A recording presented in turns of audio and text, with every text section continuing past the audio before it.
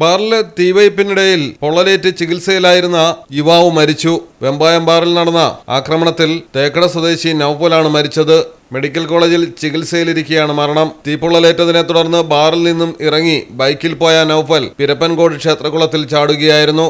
നൌഫലിന്റെ കൈയിലെ ഞരമ്പുകൾ കത്തിയ നിലയിലായിരുന്നു. വെള്ളത്തിൽ ചാടിയതിനെ തുടർന്നുണ്ടായ ഇൻഫെക്ഷനാണ് മരണകാരണമായത്.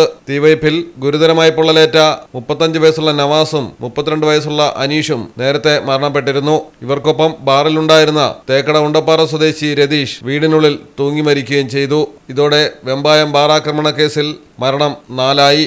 വെമ്പായം ജംഗ്ഷനിൽ പ്രവർത്തിക്കുന്ന ബാറിൽ നവാസ്, നൌഫൽ, അരുൺ, രതീഷ് എന്നിവർ ഉൾപ്പെടുന്ന സംഘം AC ഹാളിൽ ഒരുമിച്ച് മദ്യപിക്കുമ്പോൾ പരിചയക്കാരനായ അനീഷ് എത്തുകയും ഇവർക്കൊപ്പമിരുന്ന് മദ്യപിക്കുകയും തുടർന്ന് വാക്ക് തർക്കമുണ്ടാവുകയും ചെയ്തതോടെയാണ് പ്രശ്നങ്ങളുടെ തുടക്കം. പുറത്തേക്ക് പോയ അനീഷ് അരമണിക്കൂറിന് ശേഷം കന്നാസിൽ പെട്രോളുമായി ബാറിലെത്തുകയും കൂടിയിരുന്ന സംഘത്തിന്റെ മുകളിലേക്ക് ഒഴിച്ച് ലൈറ്റർ കത്തിക്കുകയുമായിരുന്നു. ഇവർക്കൊപ്പമുണ്ടായിരുന്ന അരുൺ നെടുമങ്ങാട് ആശുപത്രിയിൽ ചികിത്സയിൽ തുടരുകയാണ്. Malayalam television, Thiruvananthapuram. Silvan tiles gallery, Valanchery, Puthanathani, Aluva, Palakkad, Edavanna, Pattambi.